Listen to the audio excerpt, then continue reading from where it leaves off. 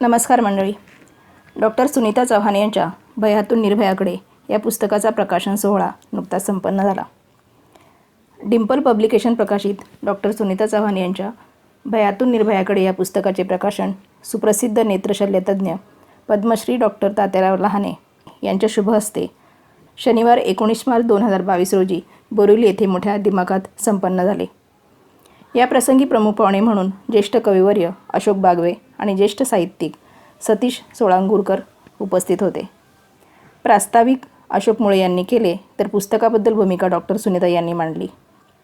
कौटुंबिक वातावरणात संपन्न झालेल्या या कार्यक्रमात गझल नवाज भीमराव पांचाळे, गंधालीचे डॉक्टर मधुकर वर्तक, डॉक्टर अशोक भाईडकर, कवयित्री पल्लवी परुळेकर बनसोडे, सूत्रसंचालन करणाऱ्या अक्षदा विचारे, प्राध्यापक रत्नदीप कर्णिक, चित्रकार केशव कासार, चित्रकार विरेश वाणी, स्त्रीरोगतज्ञ डॉक्टर निखिल शाह आणि doctor Neha Shah, association of medical कन्सल्टंटच्या प्रेसिडेंट डॉक्टर निलिमा भामरे आणि युवा मंचचे कार्यकर्ते तसेच वैद्यकीय क्षेत्रातील अनेक नामवंत मंडळी उपस्थित होती.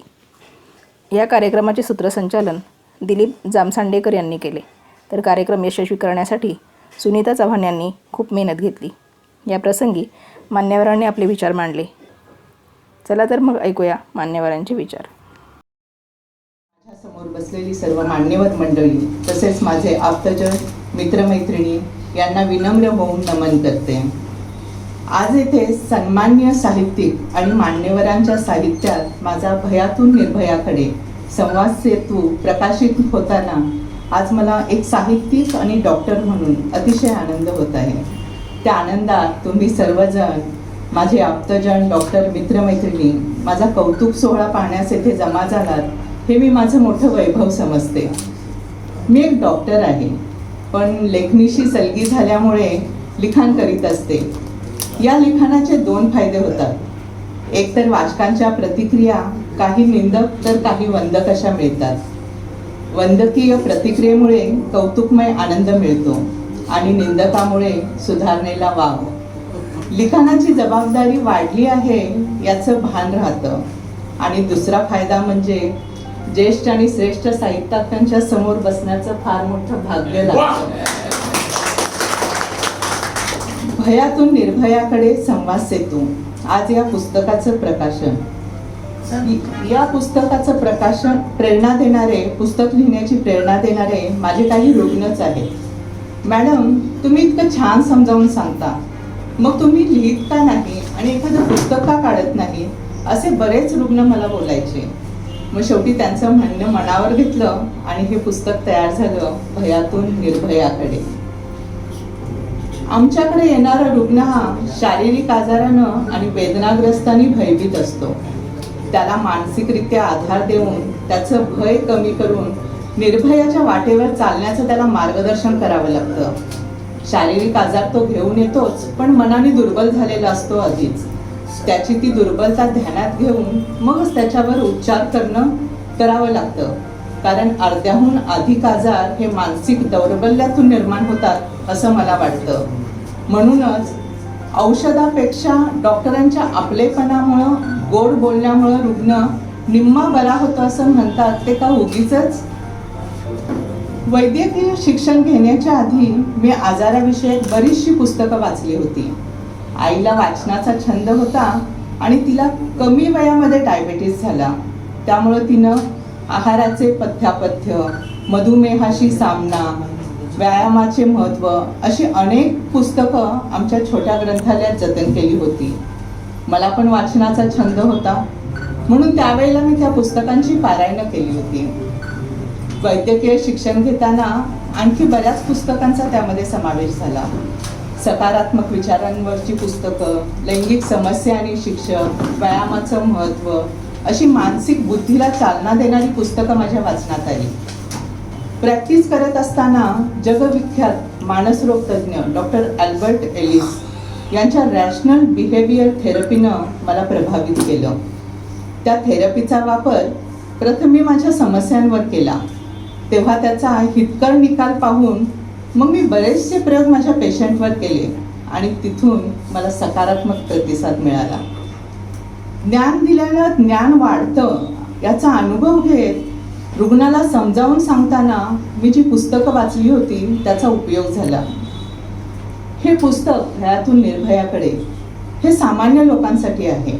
पुस्तकामध्ये पालक, मुले, स्त्रियांच्या दैनंदिन जीवनात ज्या समस्या येतात त्यांचा उहापोह मी यामध्ये केला आहे. या पुस्तकामुळे पौगंडावस्थेतील, आता जसं सतीश सोळंकर सरांनी सांगितलं की पौगंडावस्थेतील भावना, प्रेम की आकर्षण, हस्तमैथून एक समस्या, अशा वयात येताना येणाऱ्या मुलामुलींच्या लैंगिक समस्या आणि त्यांच्या मनातील न्यूनगंड नक्कीच या पुस्तकामुळे दूर होण्यास मदत होईल. तसेच स्त्रियांच्या बाबतीत मेनोपॉजची संभ्रमावस्था, स्त्रीला माहिती जाती, एक कंप्लेंट घेऊन कायम येते स्त्री की मला काहीतरी होतंय, पण मला काहीतरी होतंय हे तिला सांगता येत नाही आणि तिला समजून घेणार तर कुणीच नसतं. ना मुलं समजून घेतात, ना नवरा समजून घेतो. अशा वेळी तिला समजत नाही की मला काहीतरी होतंय, मला काहीतरी होतंय. मग ती डॉक्टरकडे येऊन हेच सांगते की मला काहीतरी होतंय. पण मग जेव्हा आम्ही तिला सांगतो, अगं तुला छातीमध्ये धडधडतं का, खूप घाम येतो का, घाबरल्यासारखं वाटतं का, तुला एकटं राहावं असं वाटतं का, अशा वेळेला आम्ही जेव्हा तशी प्रश्नांची त्यांच्यावर फेक करतो त्यावेळेला त्यांच्या डोळ्यात हो नाही असं नाही येत, थेंब अश्रू ढाळतात ते लोक की नाही आम्हाला हा त्रास होतोय पण सांगता येत नाही की ॲक्च्युली काय होतंय. तर हे मेनोपॉजमुळं घडलेलं असतं. त्याच्या अशा हे का घडतं, त्याच्यावर काय उपाय केला पाहिजे, याच्या सर्व समस्या म्हणा किंवा स्तन कॅन्सरची जागरूकता, सरांनी त्याबद्दल बरंचसं सांगितलं. परत मासिक पाळी एक वरदान. मासिक पाळीला खूप लोकांनी असं अस्पृश्यतासारखं करून ठेवलेलं आहे, पण तिच्याशिवाय आपण आई होऊ शकत नाही. देवाने दिलेलं ते एक वरदान आहे. हे असे अनेकसे लेख स्त्री समस्यांची उकल करत संवादा स्वरूपात मी यामध्ये मांडलेले आहेत. त्यामुळे प्रत्येकाला त्यातून नक्कीच बोध मिळेल. पालक, मुले आणि त्यांची मानसिकता याचा विचार करून पण मी यामध्ये बरेचसे लेख लिहिलेले आहेत. त्यामध्ये आहे की आधी संस्कार मग साधने, मुलांची स्फोटक वृत्ती, भीतीचा डोह, अभ्यासाचा गुंता जो मुलांमध्ये खूप असतो. तर अशा विषयांच्या गोष्टींचे पदर उलगडून पालक आणि मुलांमधील संवादाचं महत्त्व मी त्यामध्ये सांगितलं आहे. आणि पालकांनी सुद्धा मुलांना ग्रहित न धरता त्यांच्याशी मैत्रीचं नातं कसं निर्माण करावं, नातं कसं दृढ होतील याचा मी प्रयत्न यामध्ये केला आहे. म्हणूनच हे पुस्तक प्रत्येकानं अगदी लहानापासून मोठ्यापर्यंत वाचण्यासारखं आहे. त्यातून प्रत्येकाला नक्कीच बोध मिळेल असा मला विश्वास आहे. हे पुस्तक लिहून झाल्यावर मी ते आमचे मित्र, आता जे बाहेर गेले त्यांचं हॉस्पिटल सुरू होतं म्हणून, ते आमचे मित्र स्त्रीरोग तज्ज्ञ डॉक्टर निखिल शहा यांना ते वाचायला दिलं, जेणेकरून काही माझ्याकडून कमतरता राहिले असतील तर त्या लिहिता याव्यात. त्यांनी माझ्या लिखाणाचं कौतुक केलं आणि काही चांगले उपायही सुचवले. त्याचा समावेश पण मी या पुस्तकामध्ये केला आहे. तसेच माझे गुरु प्राध्यापक कर्णिक सर यांनी यातील काही विषय मला सुचवले जे मुलांना आणि सामान्य माणसाला संभ्रमात टाकण्यासारखे असतात. उदाहरणार्थ हस्तमैथून, आधी संस्कार मग साधने, हे त्यांनी सुचवलेले विषय आहेत. ते लिहून झाल्यानंतर मी त्यांना ते वाचायला दिले. तेव्हा त्यांनी सामान्यांच्या नजरेतून त्यांच्या मनात असणारे काही छोटे छोटे प्रश्न माझ्यापुढे मांडले. त्यांच्या मनातील ते किंतु परंतु शक्य तितक्या सहजतेने दूर करण्यासाठी मी त्यावर सविस्तर लिहिलं आहे. माझं हे पुस्तक प्रकाशित करण्याबाबत मी डिंपल पब्लिकेशनकडे विचारणा केली. तेव्हा नवोदितांना संधी देणारे प्रकाशक म्हणून ज्यांची ख्याती असणाऱ्या माननीय अशोक मुळे सरांनी माझे सर्व लिखाण वाचून या पुस्तक प्रकाशनासाठी मान्यता दिली आणि भयातून निर्भयाकडे हा संवाद सेतू निर्माण झाला. या पुस्तकाला पद्मश्री डॉक्टर लहाने सरांची प्रस्तावना लाभली आहे. त्यात ते शेवटी म्हणतात की या पुस्तकाला अनेक दृष्टिकोनातून पाहिलं तर ते तुमच्या अज्ञात बुद्धीला खुराक देणारं एक पुस्तक आहे. शारीरिक आणि मानसिकरित्या सक्षम होण्यास ताकद देणारं हे पुस्तक प्रत्येकाच्या घरोघरी असणं आवश्यक आहे. मीही असंच म्हणेन की हे पुस्तक सर्वांनी विकत घ्या आणि वाचा. माझ्या डॉक्टर मित्रमैत्रिणींना सुद्धा हे पुस्तक वाचून त्यांच्या पेशंटपर्यंत आणि आपण सर्वांनी पण अनेक लोकांपर्यंत हे पुस्तक पोहोचवण्यासाठी मदत करा. पुस्तक वाचा आणि सर्वांना भेट म्हणूनही द्या. वाचाल तर वाचाल. धन्यवाद. असं ध्यानात येतं की तो बॅड टच, तो चुकीचा स्पर्श त्या अतिशय अल्लड अशा मुलीला तिथे होत असल्यामुळे आणि हे तिला उघडपणे सांगता येत नसल्यामुळे ती क्लासला जाऊ शकत नव्हती. ही गोष्ट जेव्हा समोर येते त्यावेळेला त्यातल्या अनेक मानसिक आणि शारीरिक कंगोरे आपल्या समोर उघडत जातात आणि त्याच्यावरचं सोल्युशन अतिशय सुंदर पद्धतीनं या पुस्तकामध्ये आपल्याला सापडत जातं. मनाचा व्यायाम म्हणून त्यांनी लिहिले. काय सुंदर म्हणजे. दुसरी महत्वाची गोष्ट मला सांगतो की त्या मला वाटतं की मुळात कवयित्री असल्यामुळे ती एक भाषेचं ते जे लेणं आहे, भाषेचं जे सौंदर्य आहे ना त्यांच्या लेखनामध्ये आपल्याला जाणवत राहतं. काय म्हणतात की नदीच्या काठावर पाण्यात पाय सोडून तुम्ही बसायचं आहे. म्हणजे हे सगळं अशी मनाचे खेळ आहेत बरं का. मनाला दिलेला एक सुंदर व्यायाम आहे आणि हे तर सगळ्यांनीच वाचायला पाहिजे. हा लेख की नदी आहे भरलेली, नदीचं असं खळाळतं पाणी आहे. तुम्ही कल्पना करा की तुम्ही नदीच्या काठावर बसलेले आहात. नदी अशी खळाळती नदी आहे, त्याच्यामध्ये आपण पाय सोडून बसलेलो आहोत आणि ते पायाला पाण्याचा स्पर्श होत असताना आपल्या मनामध्ये असलेली सगळी निगेटिव्हिटी, अनेक वाईट विचारणा आपण त्या नदीच्या पाण्यामध्ये एक एक करून सोडून देतो आहोत. आपण मोकळे होत जातो आहोत. मन शांत शांत होत जात आहे आणि हे होत असताना अनेक चांगले विचार त्या प्रवाह बरोबर आपल्या मनामध्ये रुंजी घालत आतमध्ये वस्त्रा येत आहेत आणि सगळी निगेटिव्हिटी जात असताना आपलं सगळं मन प्रसन्न होऊन जात आहे. असा एक छोटासा मनाचा व्यायाम त्याच्यामध्ये त्यांनी सांगितलेला आहे. प्रत्येक यातला जर तुम्ही लेख बघितला तर तो लेख बघत असताना त्यातलं त्यांचं काय गंमत होते की डॉक्टर आणि पेशंट हे रिलेशनशिप आहेत, पण त्या त्यांच्या वडिलांच्या रिलेशनशिप बद्दल बोलतात. म्हणजे मुलगा जेव्हा त्यांच्याकडे ट्रीटमेंटसाठी आलेला आहे तेव्हा त्यांचे आई बाबा त्यांना माहिती आहेत. आई बाबाच्या वेळेला त्यांच्याकडे ट्रीटमेंटसाठी आलेले आहेत तेव्हा त्यांना आजी आजोबा ती सगळी कुटुंब, त्यांची सगळी फॅमिली माहिती आहे आणि त्याचं जे निरोगाचं किंवा त्या रोगाचं जे मूळ निदान आहे ते तिकडे मागे कुठेतरी असेल का त्याचा शोध घेत त्या राहतात.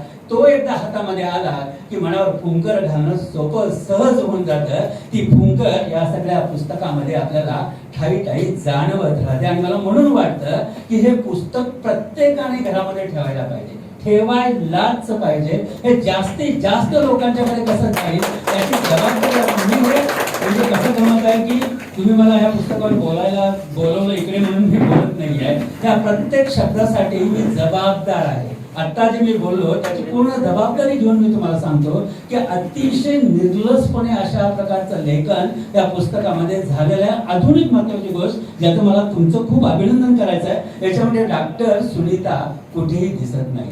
बऱ्याच वेळेला कसं होतं, मी सतीश सोळंकर, मी अमुक, मी लिहिलंय, मी करतोय, मी सांगतोय, अशा प्रकारची एक भावना त्या पुस्तकामध्ये तुम्हाला जाणवत. तुम्ही सुंदर वाचक आहात, तुम्ही चांगलं वाचलेलं आहे सर्वांनी, तुम्हाला जाणतो लेखक जाणवत राहतो. सगळे इथे लेखक तुम्हाला दिसत नाही. लेखक असा त्रयस्थपणे एखादा फोटोग्राफर जशी फोटो काढत असतो ना, तो कॅमेरा घेऊन उभा आहे आणि त्या कॅमेऱ्यातून दिसणारं चित्र तो तुमच्या समोर ठेवतो आहे आणि त्या चित्राचा तुम्ही भाग होऊन जाता. ती घटना तुम्हाला स्वतःची वाटायला लागते. यातले अनेक प्रसंग जेव्हा तुम्ही वाटाल तेव्हा तुम्हाला वाटेल अरे हे अनुभव तुम्ही प्रत्यक्ष घेतलेले आहेत, पण असं मला कोणी त्याच्या आधी सांगितलेलं नव्हतं. किती सुंदर उपदेश, किती सुंदर सांगितलेलं आहे. वजनाच्या संदर्भात त्याने सांगितलं की नको ते वजन वाढण्याची जी आता आपण बघतो ही म्हणजे गंमत अशी की 15 आणि 16 वर्षाची मुलं डायटिंग काय चाललंय काय. कारण आई आमची म्हणते अरे आता या वयामध्ये या पोराने आईस्क्रीम वगैरे खायचं नाही, बर्फाचा गोळा खायचा नाही, अमुक तमुक खायचं नाही, तळलेले वडापाव जर खायचा नाही तरी लोक खाणार कधी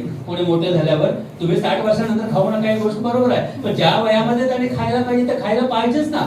पण ते वजन होत असताना आरशापर्यंत उभं राहिल्यानंतर जाणवलं की तेव्हाची मी आणि आत्ताची मी याच्यामध्ये किती फरक पडलेला आहे. आणि मग ते सगळे होतं की आपण कुठे गेलो की काय, मग तो चार्ट कसा येतो, मग त्याची फीज. बऱ्याच वेळेला मला असं वाटतं की कुठेतरी एक आपण कोर्स जॉईन करावा, त्यांची फीज ऐकल्यानंतर निम्म वजन ऑटोमॅटिक कमी होऊन जातं. म्हणजे काही करायची गरज नसते, पण ते सगळं करत असताना तो चार्ट स्वतःचा काय असतं की प्रत्येकाची जडणघडण वेगळी आहे. हो, माझा चार्ट यांना चालणार नाही ना आणि यांचा चार्ट तुम्हाला चालणार नाही आहे. म्हणून प्रत्येकाची रिक्वायरमेंट आहे. कोल्हापूरमध्ये माझ्या ताईकडे एकदा गेलो असताना एक डॉक्टर मला भेटले बरं का, फार सुंदर डॉक्टर होते. मला सुदैवाने खूप छान मंडळी आणि डॉक्टर तर खूप उत्तम भेटलेला. तर त्यातला अजून एक नाव इकडे ऍड झालेलं आहे की ते मला म्हणाले तुम्हाला एक गोष्ट सांगू का सर. मला सांगा ना, काही नाही म्हणाले, शरीराचं ऐकत जा. शरीर जेव्हा जेव्हा काय सांगतं ना ते ऐका. आणि सांगताना पुढे काय म्हणाले, तुम्हाला सुसू होते तेव्हा शेजार जाऊन सांगतो का, जागा सुसूला जाऊन मगापासून सुसू झाली, तुम्ही स्वतः जाता ना, म्हणजे ते तुम्ही शरीराचं ऐकता की नाही. तसं शरीर तुम्हाला आतून सांगत असतं की मला आज रात्री जेवायचं नाही, अमृत समोर येते म्हणा, नाही म्हणा, जेवू नका. हे जेव्हा तुम्ही स्वतःच्या मनाला समजावायला लागाल त्यावेळेला तुम्हाला डॉक्टरकडे जाण्याची गरज लागत नाही, असं त्यांनी सांगितलं होतं. ते सगळं मला इकडे आठवत गेलं. माणसाच्या शंकेचं निरसन करतो तो चांगला डॉक्टर असतो. आपल्याकडे चांगला डॉक्टर म्हणजे ज्याची 3-4 महिने अपॉइंटमेंट मिळत नाही तो चांगला डॉक्टर म्हणतो आपण. तो चांगला डॉक्टर नसतो. तो बाहेर 5,000 रुपये भरल्यानंतर भेटणारा डॉक्टर असतो. तर सुनीताचं तसं नाही आहे. तर ती त्या माणसाचं सगळं दुःख जाणून त्याला जास्तीत जास्त कसं असतं की नेहमी म्हणतात की अर्ध दुःख जे आहे ते आपण जर त्याला चांगलं बोललं तर ते कमी होतं. आणि म्हणून आपण त्याला आजार समजून सांगणं खूप महत्त्वाचं असतं, कारण त्याच्यातला त्या आजाराचं काही माहीत नसतं. आणि म्हणून हिने जे काही याच्यात लिहिले पुस्तकामध्ये हे आपला लहान लहान गोष्टीचं भय वाटत असतं. की तिने मिनोपाजवर लिहिले का मिनोपाजमध्ये बरेचसे इस्ट्रोजन नावाचा हार्मोन निघून जातो आणि मग त्यामुळे काही अशा अवस्था निर्माण होतात किंवा पौगंड अवस्था आहे त्यावेळेस आपला अशा अडीअडचणी येतात. मग अशा वेळेस हे माहिती नसतं की आपल्याकडे होणारे फिजिओलॉजिकल बदल आहेत. हे काही कायमस्वरूपी पॅथॉलॉजिकल आजाराचे बदल नाही आहेत. आपल्या शरीरात बरेचसे बदल हे वयामानानुसार होतात, त्याला आपण फिजिओलॉजिकल बदल म्हणतो. हे बदल आपल्याला माहिती नसतात आणि त्यामुळे आपण ह्या सगळ्या गोष्टीची घाबरत जात असतो. आणि तिचं हे पेशंट बघत असताना लक्षात आलं आहे आणि ते लक्षात आल्यामुळे तिने हे पुस्तक लिहिलं आहे. हे खूप गरजेचं असतं का आता आपल्याकडे आपली वाचन संस्कृती राहिलेली नाही आहे. आपला सगळ्यांचा पेशन्स 2.5 मिनिट आहे, फार झाला तर 2.5 मिनिट. आपला जर व्हिडिओ एखादा व्हॉट्सअपवरचा 2.5 मिनिटापेक्षा जास्त असेल आपण बघत नाही. म्हणजे बघा आपला एकेकाळी असा पेशन्स होता की आपण 18 तास वाचायचो. तो पेशन्स कमी होऊन आता 2.5 मिनिटावर आला आहे. म्हणून आपल्याला आता या पिढीला नॉलेज द्यायचं असेल तर ते 2.5 मिनिटात द्यावं लागतं. त्यामुळे ते एकदम असं आपण म्हणतो ना ते सगळं एकत्र करून फटकन द्यायचं असतं. म्हणजे आता समजा त्याला खाऊ घालायचा असेल, त्याला वेगळी भाकरी वगैरे चालत नाही तर त्याला सगळे एकत्र करून खाऊ घातलं लेकराला की त्याला डाळी जातात, सगळंच जातं. तर तसं आताचं सध्याचं ज्ञान द्यायचं फार कठीण झालं आहे. आणि म्हणून देत असताना जरी कठीण झालं तर पिढी आहे, तर पुढची पिढी हळूहळू मायनस नंबरकडे जाणार आहे. तुम्हाला माहितीच असेल की हळूहळू ही पिढी जी आहे, आता आपण पाहतो की आपल्यात असे हजारो वर्षानंतर बदल होत असतात. आता हळूहळू लोकांना चष्मे लागायला सुरू झाले आणि आता आपण सगळेजण इतका मोबाईल वापरतो की त्याच्यात दुसरं काहीच नाही. आपल्याकडे सध्या एकच माणूस आपला दोस्त आहे, तो आहे मोबाईल. म्हणजे आता आई नाही, वडील नाही, बायको नाही, नवरा नाही, काय नाही, मुलं नाही, काय नाही, सगळ्यांचं एकच. घरात जर गेलात तरी 4 ठिकाणी बसता, व्हॉट्सअप लगेच ते आपलं ते सुरू असतं. वायफाय सुरू झालं की बाहेरच्या लोकांना गप्पा मारता. आपलं असं जग झालं. पण त्याच्यामुळे आपल्या डोळ्यामध्ये जे ब्ल्यू लाईट चालला, स्पाझम निर्माण होतो आणि मायनस नंबर येतो आपल्याला. त्यामुळे हळूहळू आता हे जग आहे ते मायनस नंबरकडे जाणार आहे. आपण त्याची काळजी घेतली पाहिजे. तुम्हाला समजा पाहिजेच असेल तर तुम्ही कॉम्प्युटर वापरा, याच्यापेक्षा आपला निश्चित चांगला आहे. त्यात दुसरा आणखी एक गोष्ट आहे, त्यात गेम आले, सगळे गेममध्ये घातले. ते गेम इतके लहान दिसतात, ते आपण ते गेम बघतो. मी नेहमी सांगत असतो मला, ज्याने गेम बघितला त्याच्या परीक्षेत गेम होतो, तो पास होत नाही परीक्षेत. त्यामुळे त्यांनी ते गेम वगैरे काही वाचलं नाही पाहिजे. आता हे त्यांना समजायचं पुन्हा. आता दुसऱ्या लहान लेकरांना आपण मोबाईल देतोच, नाही दिला तर लेकरू स्वयंपाक करू देत नाही, ते जेवत पण नाही. सवय लावून टाकल्या आपण. आपल्या काळात कुठे मोबाईल होता. आता ते लेकरू तनतना नाचायला लागतं जर मोबाईल दिला नाही तर. आणि मग त्याला मायोपिया होतो, डोळे कोरडे पडतात. पण आपण ते सगळं सहन करतो, पुन्हा डॉक्टरकडे जातो, हे जरा बाळाचं बघा. पण तुम्हीच वाटोळ केलेला डोळा आहे. मी आता जसे आई घेऊन येतात माझ्याकडे, बाळाचं बघा, त्यांना मी सांगतो बाहेरची पाटी वाचा. मी बाहेर पाटी लावली. ज्यांचे मोबाईलमुळे झालेले आजार असतील त्यांनी मला भेटू नये. कारण तुम्ही मोबाईलमुळे केलेले आजार आहेत, मला भेटून काय होणार आहे? कारण घरी जाऊन तो मोबाईल थोडंच बंद करणार आहे. तर ही जी आताची संस्कृती आपली ही बदलली पाहिजे. आणि मला असं वाटतं की बऱ्याच लोकांच्या मध्ये खूप समजावून सांगूनही काही बदल झालेला नाही. कारण आईना काम असतं, मुलींना काम असतं आणि मग त्या बाळाला आपण मोबाईल देत राहतो. बऱ्याचशा आई वगैरे मला असं विचारतात की बुवा डोळे चांगले कसे ठेवायचे. तर मी नेहमी सांगत असतो की डोळे चांगले ठेवायला फक्त डोळ्यात औषध टाकू नका, चांगले राहतात. आपल्याकडे गुलाब पाणी म्हणजे शिकलेली माणसं म्हणजे कसं डोळ्यात टाकून औषध गुलाब पाणी टाकतील काय तर कुठं टाकतील, डोळे खराब करतील. आपल्या डोळ्यामध्ये 3 फिल्म येतात, टेअर फिल्म. त्या नैसर्गिक आहेत, त्याच्यातनं अन्न येतं. जर आपला डोळा आजारी नको असेल तर आजार नसताना डोळ्यात औषध टाकू नका. मी आता चूक करत नाही. मी नवीन पद्मश्री झालो होतो. मग एखाद्या भाषणात तुम्ही ऐकलं असेल आणि मला सारखंच भाषणाला बोलवायचं. पद्मश्री झाल्यानंतर सगळं ज्ञान येतं असं निश्चित नाही ना. फक्त पद्मश्री झालं संपलं, डोळ्याचंच विचारा. पण समजा गेलो नाही भाषण करायला तर लोक मनाचे फार भाव खायला येत नाही. गेलो तर विषय काही द्यायचे. म्हणजे डोळ्याचा माणूस दुसरं काय बोलणार आहे. ते वस्त्या आपला हे असतं ना वसंत व्याख्यान, मला गेलो भाषणात, तिथं खाली आजी बसल्या होत्या, हळू सुटल्या एक चिठ्ठी दिली, रोज डोळे कसे चांगले ठेवायचे. पहिलंच भाषण होतं, काय माहित आहे सांगून राहिलं थंड पाण्याने डोळे धुवा म्हणून. आता हे काही मी काय अभ्यास पूर्ण सांगितलं नव्हतं, पण मुंबईमध्ये लोक खूप हुशार आहेत. दुसऱ्या दिवशी नावाकाळनी माझा लिहून टाकले, आपले डोळे चांगले ठेवण्यासाठी थंड पाण्याने धुवाय, इथे डॉक्टर लहान आणि त्याचा मोबाईल नंबर. 2-4 दिवस काही फोन आले नाही. त्याच्यानंतर दुपारी फोन यायला सुरू झाले 2 नंतर, डबे वगैरे गेले सगळे. आजयबाई बसल्या की मग फोन, तात्याराव लहान आहे का म्हणलं हो. ते थंड पाणी सांगितलं ना तुम्ही म्हणलं हो. ते पाणी फ्रीजरमध्ये ठेवायचं का खाली ठेवायचं, कुठे ठेवा. पुन्हा फोन यायचा, त्याचं तापमान किती ठेवायचं. थोड्या दिवसानंतर ते तिथे एक स्वप्न बघा स्वप्न जगा असं दादरचाच तिथे दुसरी एक व्याख्यान मला त्याचा आला. मला ते मला येता का म्हणजे दादरमध्ये आहे ना, मी येतो, मला भाषण चुकलं तर रेक्टिफाय करायचं. मग मी तिथे गेलो आणि महेश म्हात्रे होता तिथे IBNचा. त्या म्हणलं महेश जरा TV पण दाखव म्हणलं, मागच्या वेळेस भाषण चुकलंय. आणि मग सांगितलं हे बघा म्हणलं, मागच्या वेळेस ते थंड पाणी सांगितलं ते बंद करा. मुंबईच्या नळाच्या पाण्याने डोळे धुवा म्हणजे कसं आहे की पुन्हा मला कोणी सांगणार नाही ना बुवा आता म्हणजे ते तुला काय करायचं. पण नाही, तुम्ही मुंबईकर लय हुशार. पुन्हा थोडे दिवसांनी पुण्याला सुरू ते नळाचं पाणी सप मारायचं का हळूहळू मारायचं. मला आता कठीणच आहे. पुन्हा पुण्याचा डोळे बंद करून मारायचं का डोळे उघडे ठेवून मारायचं. अहो डोळे उघडे ठेवून पाणी मारलं डोळा राहील कसा. ते डोळे बंद करून मारलं पाहिजे. आणि मी त्यामुळे आता सध्या बरेच एवढे भाषणं केल्यामुळे चुकत नाही. आता अगोदर फार चुकायचं. काही लोक विचारायचे, काही सांगायचं, त्याचे सगळे उत्तर देत बसायचे. तर त्यामुळे आपले डोळे चांगले ठेवायचे असतील तर आपले डोळे धुतले पाहिजे 2दा, हे नक्की आहे. कारण दिवसाची घाण रात्री निघून जाते, रात्रीची घाण सकाळी निघून जाते. आपला डोळा पाहत नाही, फोटो काढतो. इथं मेंदू असतो, तो त्याचं विश्लेषण करतो. तिथपर्यंत घेऊन जायचं काम अजीवनसत्व करतं. अजीवनसत्व डोळ्यासाठी चांगलं असतं. ते गाजर, पपई, शेवग्याची शेंग आणि हिरव्या भाज्यामध्ये मिळतं. तर आणि न तळलेले मासे लक्षात.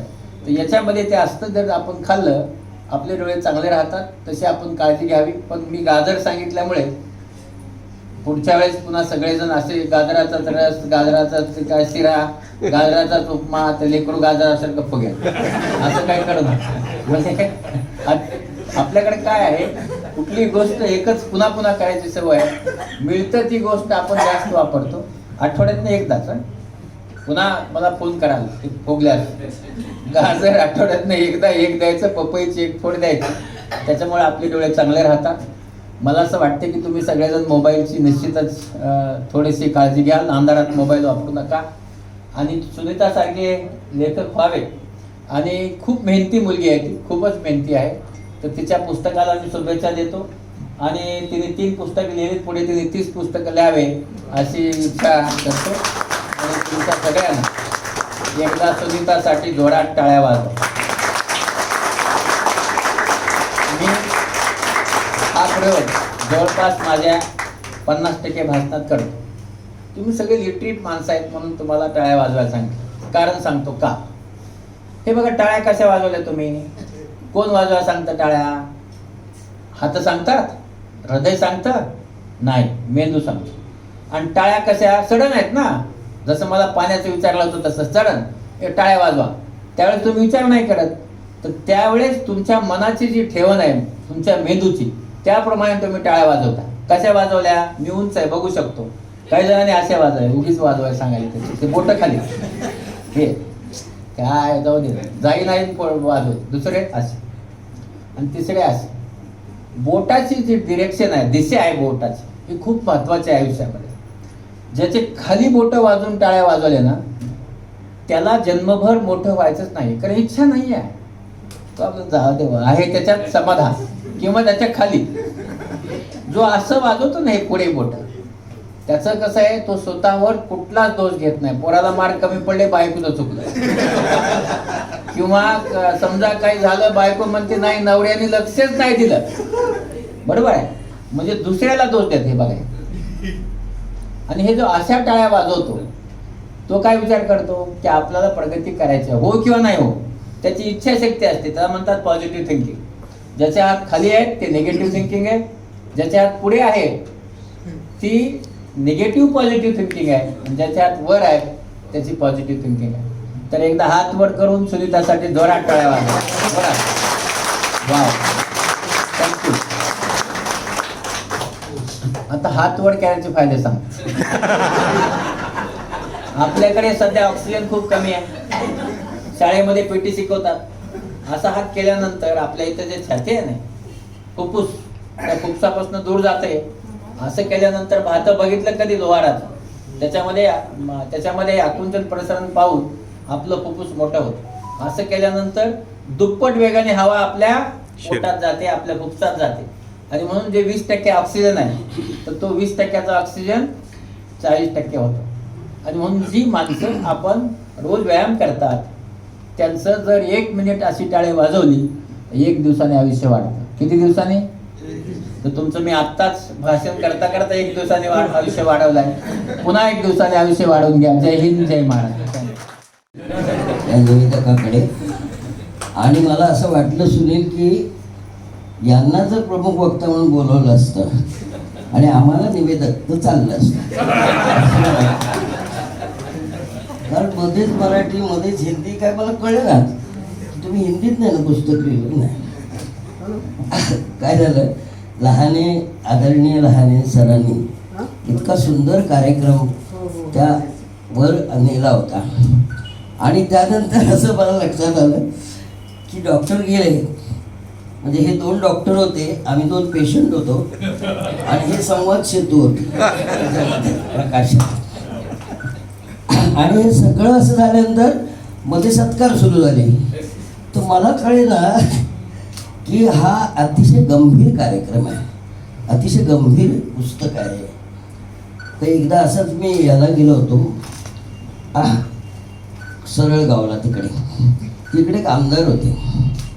त्या आमदारांनी अशी भारतीय बैठक घातली होती. एका माझ्या विद्यार्थ्याच्याच पुस्तकाचं प्रकाशन होतं. मला प्रमुख पाहुणे म्हणून बोलवलं होतं. मी आपलं बसलो होतो आणि जे सत्कार सुरू झाले, ह्याचा तो करतोय, त्याचा तो करतोय, त्याचा तो करतोय, जवळजवळ 75 सत्कार होते.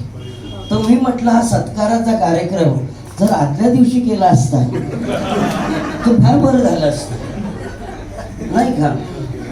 आणि त्यामुळे आणि अशा प्रकारचा पहिला कार्यक्रम महाराष्ट्रात मी ऐकतोय की आता आपण असं म्हटलं की पॉझिटिव्ह थिंकिंग, हात वर करून टाळ्या वाजवा. ह्या 2 वर्षात पॉझिटिव्ह या शब्दाचीच सगळी नीती बिघडली. पॉझिटिव्ह म्हटल्यावर आपण लांब पडतो हल्ली, निगेटिव्ह आलं की बरं वाटलं. म्हणजे किती काळ बदललाय, म्हणजे आपण संकल्पनाकडे बघत नाही आहोत. हा सगळा जमाना जो आहे तो इन्फॉर्मेशनचा आहे. Information is not knowledge. Information असणं. चीनच्या लांबी किती आहे भिंतीची, काय करायचे? 2 फूट असेल नाही तर 10 फूट असेल. का बांधली हे नॉलेज आहे. किती लांब आहे इन्फॉर्मेशन आहे. नाही तर मग ते असतं 4 पर्याय द्या. तुमच्या वडिलांचं नाव काय? 4 पर्याय देऊ का? म्हणजे एवढ्या सपक पातळीवर आपण आलो आहोत की इन्फॉर्मेशनलाच आपण नॉलेज म्हणतो. ही भय नावाची जी गोष्ट आहे जी आपण अनुभवलेली आहे, या 2-3 वर्षात एवढी अनुभवलेली आहे. माझ्यासमोर मोठी मोठी माणसं बसलेत, म्हणून मी सांगतो डॉक्टर अशोक बाईडकर आहेत, आमचे गझल नवाज आहेत, चित्रकार एवढा मोठा आहे महान, हे वर्तक आहेत, यांच्या समोर बोलताना तुम्ही काहीतरी तात्विक बोललं पाहिजे. तिथे विनोद करून चालणार नाही, कारण हे पुस्तक गंभीर आहे फार. ह्याच्यावरचं मुखपृष्ठ कोण बोलतच नाही. हा सतीश भावसार नावाचा आमचा चित्रकार आहे, हा आमच्या सगळ्या पुस्तकांना मुखपृष्ठ काढतो, पण हे मुखपृष्ठ वेगळं आहे. याचं कारण असं तुमच्या असं लक्षात येईल, यामध्ये एक वरती स्त्री दाखवली, तिचा जो लाल पट्टा दाखवला, ती पळते. कशापासून पळते?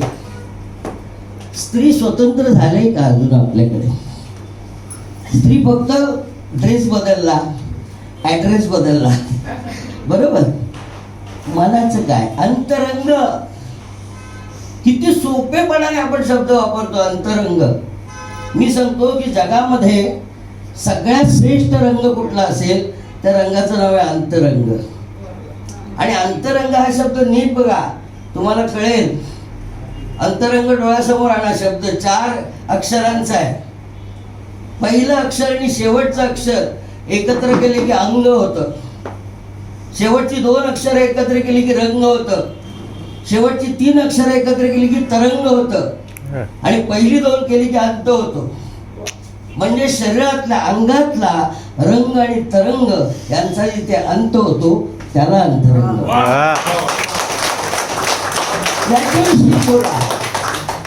त्या बाईंनी, हे केवळ डॉक्टर नाही आहे, ही मानवपुसा काय ते म्हणतात त्याला, मराठी सायकॅट्रिस्ट म्हणतात.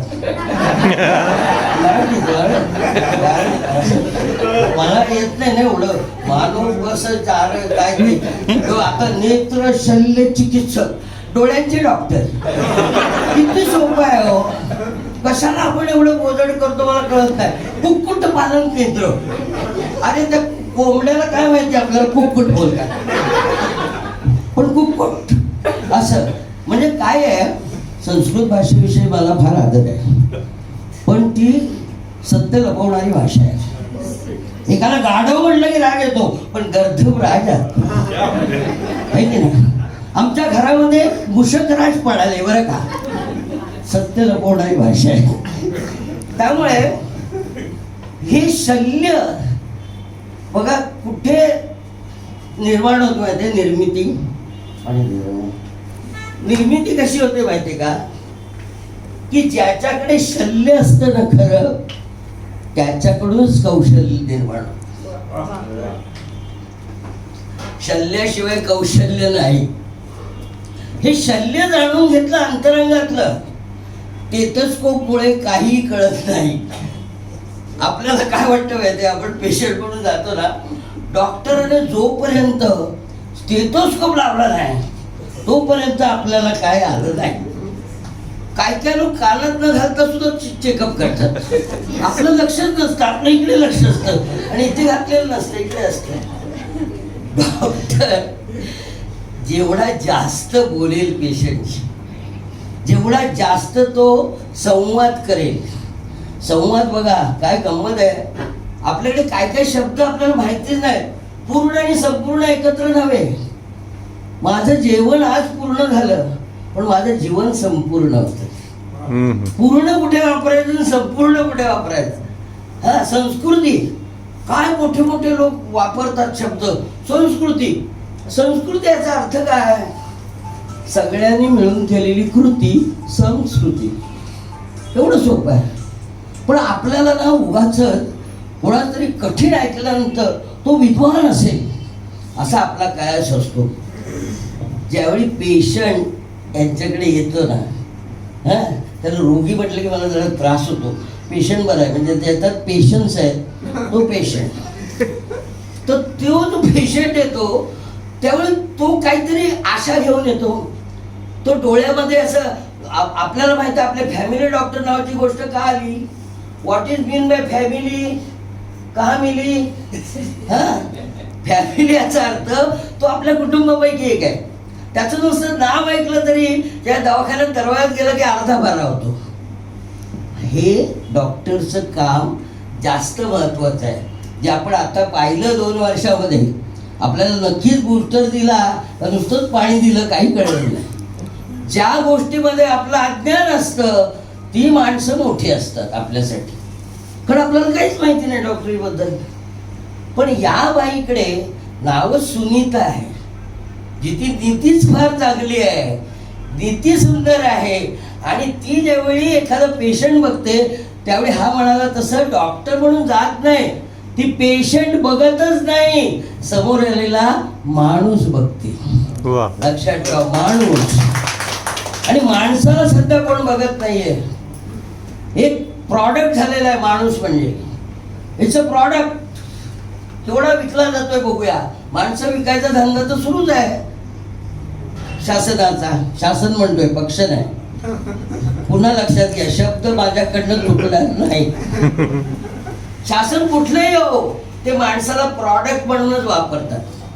आणि अशा काळामध्ये या प्रकारे लहान मुलापासून थोरापर्यंत आणि चोरापर्यंत जे काही समोर आलेला माणूस आहे, त्या माणसाचं मन ज्या डॉक्टरला दिसतं, तणाच्या अगोदर मन दिसतं, ती डॉक्टर किती मनस्वी असेल.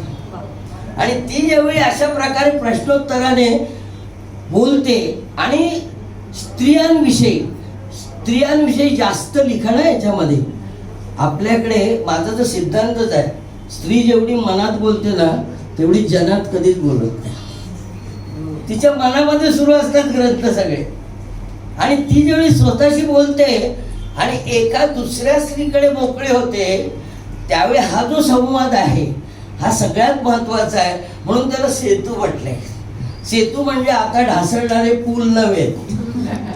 पूलला सेतू म्हणत नाही, ते पुलन होतात. पण सेतू याचा अर्थ इथला सोहम आणि तिथला कोहम जो जोडतो त्याला सेतू म्हणतात. लक्षात घ्या.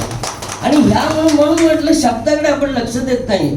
आपली मराठी भाषा जी आहे ना ती एवढी मोठी आहे, एवढी सौंदर्यपूर्ण आहे.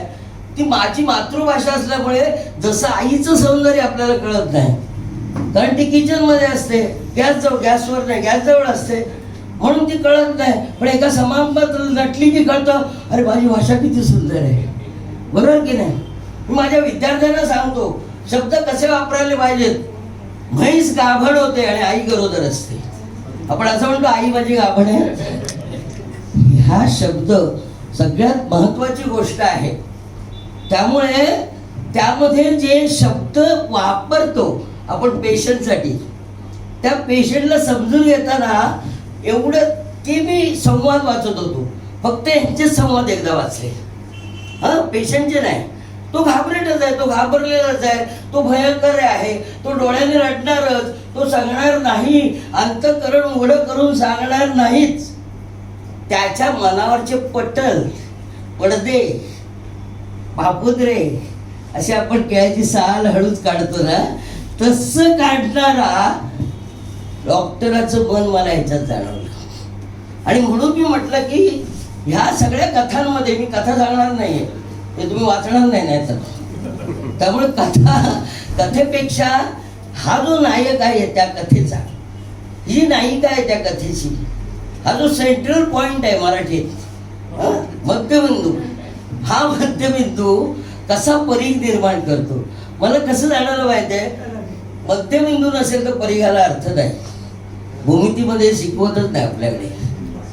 मध्यबिंदू हा परीघ आटतो आणि मध्यबिंदू तोच असतो आणि परीघ वेगवेगळे असतात. बरोबर? तर तसं या पुस्तकामध्ये हा मध्यबिंदू आहे.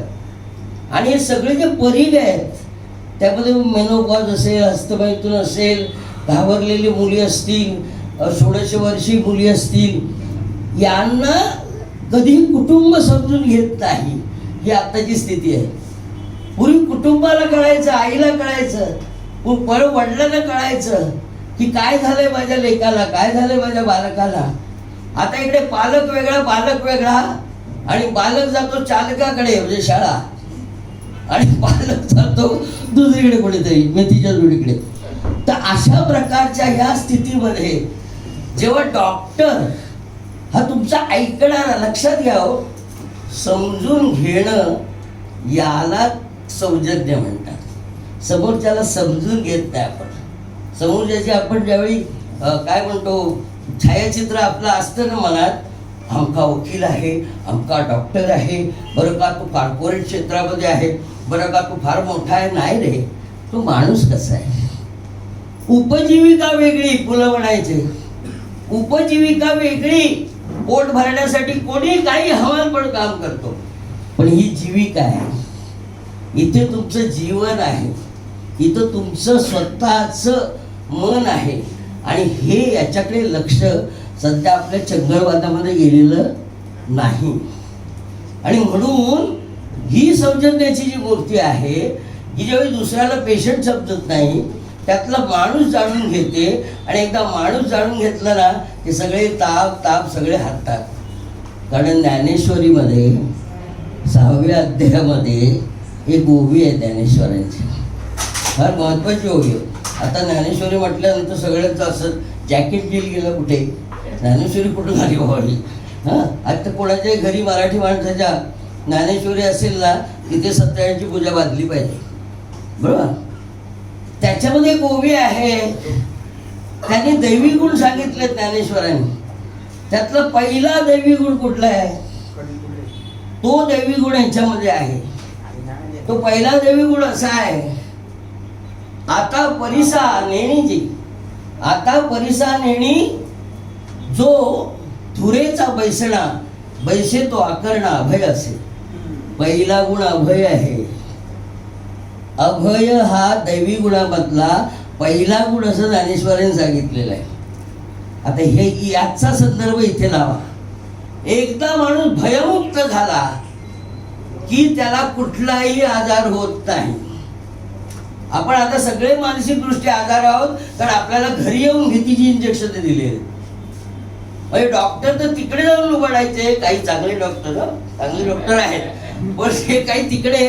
इथे इलेक्ट्रॉनिक मीडिया तुमच्या घरात घुसून भीतीची इंजेक्शन देत होता. आणि त्यावेळी तुम्ही अर्धी माणुसकी गेली ती ह्या भीतीमुळे गेली. अर्धी माणुसकी गेली मास्क न वापरल्यामुळे नाही गेली. एकदा सगळ्या डॉक्टरांचं सत्कार पनवेलला माझ्या हस्ते झाला, कोविड योद्धा. मी म्हटलं माफ करा, पण मी सत्य बोलतो आणि परखड बोलतो. कोविड योद्धा डॉक्टर नाही. जो 60वरचा माणूस स्वतःच्या प्रतिकार शक्तीने सगळ्या त्या कोविडला झुगारून बाहेर आला, तो पेशंट कोविड योद्धा आहे, डॉक्टर नाही. पण आपल्याकडे काय, राज्यकर्त्यांना डॉक्टर बरे, त्यांना त्या कोविड योद्धे म्हणून प्रसिद्ध आणि प्रशस्ती पत्रक मिळालं की काय वाटतं लोकांना, काय कळत नाही. आईने कधी दिलं होतं का तुम्हाला सर्टिफिकेट? मग मावशीने दिल्यासाठी कशाला नृत्य करायला लागतं? स्वतःची आई कधी बोलते का, कार्ट्या गिळ हे सर्टिफिकेट असतं. आता याल का तुम्ही आमच्याकडे जेवायला? जे नाटकी बोलणं असतं ना, आपण जे पार्टीला जातो ना, त्यावेळी ते यजमान उभे असतात ना, come on this is your table, I want to not suitable. पण आई काय म्हणते, आई म्हणते ज्यावेळी हे कार्ट्या गिळ, हा जो सत्कार आहे ना, हा जगातला सगळ्यात मोठा सत्कार आहे असं मला वाटतं. ती भूमिका आहे, लक्षात घ्या. इथे एटिकेट्स, मॅनर्स वगैरे काय जे असतात ना, नो एटिकेट नो मॅनर्स. आई कधी मॅनर्स पाळते? हा, मला अशी कडेवर घेऊन मम्मम भरवायची. मम्मम, मऊ केलेला भात, मम्मम हा शब्द शब्दकोशात नाही आहे माझ्या. तेव्हा ती अशी म्हणायची कुत्रा आल्यानंतर, हा बघ भुबू आला, त्या लगेच डोळे चौकायचे. ती अशी म्हणायची का, हा पहा श्वान आला. बरं का, संस्कृत शब्द सत्य लपवतो. श्वान कुठे माहितीये कसला श्वान आहे काय? तर आईची ममता, आईचं प्रेम समजायला सुद्धा वय वाढावं लागतं. आईचं प्रेम लहानपणी नाही समजत. ते आईचं समज प्रेम आहे ते मोठं झाल्यावर कळतं ना. तसं ह्या डॉक्टरला त्या पेशंट छोटा वाटतो, हे पहिली गोष्ट आहे. हिच्या नजरेत तो बालक असतो. आलेला पेशंट हा बालक आहे. ही दृष्टी येते. आणि असे डॉक्टर किती कमी आहेत मला सांगा. तर सुनील का चांगलं झालं हे मला आता कळलं. कारण बायको डॉक्टर असणं फार महत्वाचं. नवरा भाग्यशाली आहे, पण नवरा डॉक्टर असेल तर फार फार वाईट, त्याचं होऊ नये. तर हे जे आहे, हिची जी ममता आहे, जे सौजन्य चेहऱ्यावर आहे, ती शालीनता आहे, ती डॉक्टर म्हणून मिरवणारी नाही आहे. मुळात ती कवयित्री आहे. कवीला अंतरंग कळतं, कवीला तळठाव कळतो. वरवरचं पाणी कळत नाही. लहरी या झूट असतात, खाली जे झरे वाहतात डोहामध्ये, त्याविषयी कवी लिहितो. हो, वरच्या डोहाविषयी लिहित नाही. त्यामुळे ते तळठाव, ते तरंग, त्या पेशंटच्या मनामध्ये चाललेल्या हालचाली कुठलाही कॅलिमीटर दाखवत नाही. हार्टबीट दाखवतात ना. हा, तुमची भीती दाखवतात का? यंत्राला हा मंत्र लागतो तेव्हा तंत्र निर्माण होतं. त्याला मराठी टेक्नॉलॉजी म्हणतात. हे यंत्रामध्ये जे तंत्र जातं, इथे यंत्र नाही हो. तुका म्हणे होय मनाशी संवाद, आपला जीवाद आपणाशी. सगळं आपला DNA संतांचा. तो डॉक्टरीत आला पाहिजे. काय नाही तुम्ही MBBS झालात म्हणजे फार मोठं झालं असं काय नाही. आपल्याकडे जो आयुर्वेद आहे, त्याला वेद का म्हटलंय? आयुर्वेद, आयुष्य वाढवणारा वेद, त्याला आयुर्वेद म्हणतात. आपल्याकडे ते काही वेगळंच म्हणतात ना, काहीतरी BMS.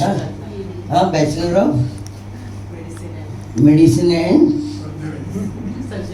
सर्जरी. बापरे, हा सर्जरी, बरं झालं. सर्जन हा शब्द, ही सर्जरी, सर्जन कलाकार आहे ना.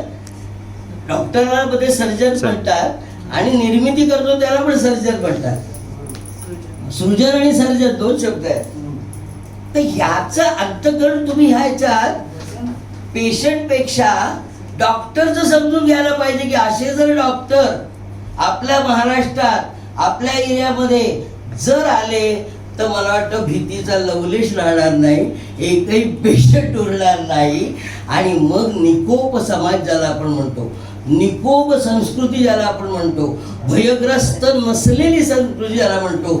इथे आता आपण घरात एखाद्याला घ्यायचं म्हटल्यावर गॅसवर जातो. बापरे, सोशल डिस्टन्स. अरे आम्हाला PT मध्ये फक्त असायचं शाळेमध्ये सोशल डिस्टन्स, एका हाताचं, आणि एका हाताचं वर्तुळ आपण आम्ही करायचो. आता प्रत्येक माणसावर संशय घ्या असं जर आपल्याला शासन सांगत असेल तर ती पहिली भीती घालवली पाहिजे. आणि ती भीती ज्यावेळी तुमच्या शरीरातून जाईल, मन निर्मळ होण्याचं एकच कारण आहे, भीती शरीराला वाटली नाही पाहिजे.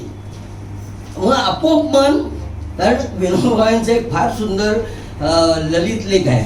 जसं ललित लेखाचं पुस्तक आहे ना, काय असेल शीर्षक एका लेखाचं, स्वार्थी बना परमार्थी नको. आपण म्हणून काय विनोबा काय सांगतात, स्वार्थी? ते म्हणतात स्वार्थी. स्वार्थी, स्वार्थी म्हणजे स्वतःला ओळखा. आधी स्वतःला ओळखलं की आपोआप परमार्थ घडेल. आणि अध्यात्माचा सगळ्यात एका वाक्यात सुंदर वर्णन मी करतो. अध्यात्म याचा अर्थच आहे स्वतःचा आरसा होणे. एवढं साधं आहे. विपश्यनाला जातात लोक 10 दिवस. हसायला येतं मला. पश्य म्हणजे पाहणे संस्कृत, विपश्य म्हणजे विशेष पाहणे. कुणाकडे? स्वतःकडे. व स्वतःकडे विशेष पाहण्यासाठी दुसऱ्याकडे कशाला जायचं? हो की नाही? म्हणून म्हटलं शब्द आपण व्यवस्थित हे केलं पाहिजे. म्हणून हे भयातून निर्भयाकडे, भयातून असं म्हटलंय. भयातून मध्ये आतून हा शब्द आहे.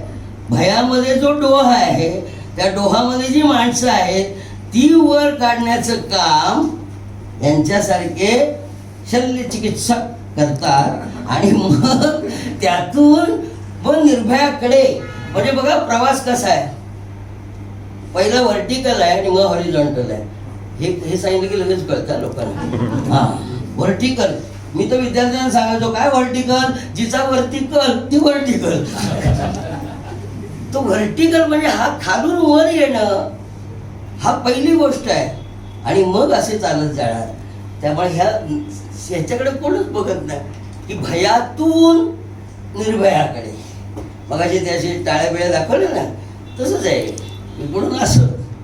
तर हे जे त्याच अंतरंग ह्या सगळ्या लेखातलं आहे.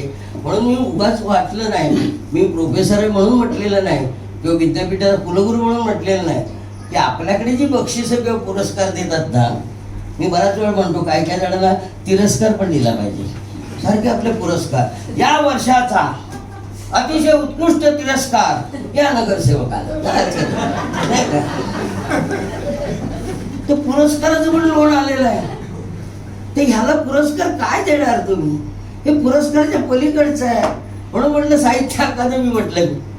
याचं कारण असं की हे लिहिण्याची ऊर्जा या बाईमध्ये जेव्हा आली, आमच्या सुनीताबाईंजवळ जवळ आली, त्यावेळी पहिलं त्यांनी लिखाण करायला सुरुवात केली तेव्हाच बरचसं आकाशातले ढग गेले होते असे.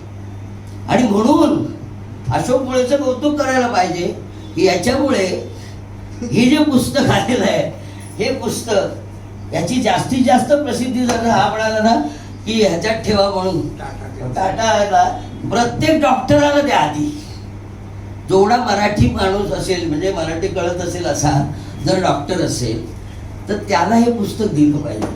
आणि ह्याचा असा प्रचार झाला पाहिजे की डॉक्टरांमध्ये किती ऊर्जा आहे हो. समोर एक एक फाईल येते, एक एक पेशंट म्हणजे एक एक फाईल. जसं मी शिकवताना वर्गात म्हणतो की सचिवालयात शिकत नाही, सचिवालयामध्ये मूर्त फायली असतात. माझ्या डोळ्यासमोर जी मुलं असतात त्या जिवंत फायली आहेत. आणि तेव्हा त्यांचं जे सगळं डोळ्यातून कळतं आम्हाला, तेव्हा त्यांचं अंतःकरण डोळ्यातून कळतं. ह्या ह्या आमच्या सुनीताने हे जेव्हा सगळं पेशंट लिहिलं, सगळं लिहिलं, तर माझं म्हणणं आहे की याच्या आवृत्त्या तर निघाल्या पाहिजेत, होणारच, पण याची चांगली प्रसिद्धी झाली पाहिजे. आणि नुसतं एका पुस्तकावर थांबायचं नाही. जेवढा फावला वेळ मिळेल आणि सुनील मोकळीक देईल तेव्हा तेव्हा आपण लिखाण करावे असे मला माहिती आहे. कारण लिखाण या शब्द पुन्हा बघा मी का शब्द सांगतो माहिती आहे का, आपण बघत नाही. लिखाणमध्ये खाण आहे ना, जी खाण काय लिहितो त्याला लिखाण म्हणतात. ते एवढं किती खाणी आहे. प्रत्येकाचं मन म्हणजे एक एक मोठी कादंबरी आहे. या कादंबरीला वाचणारी ही महाकादंबरी लिहिणारी पाहिजे आणि हे तिचा सत्कार व्हावा म्हणून हे गंभीर मी बोललो विनोदाचा. आणि हा कुछ अलग करने का टाइम नहीं.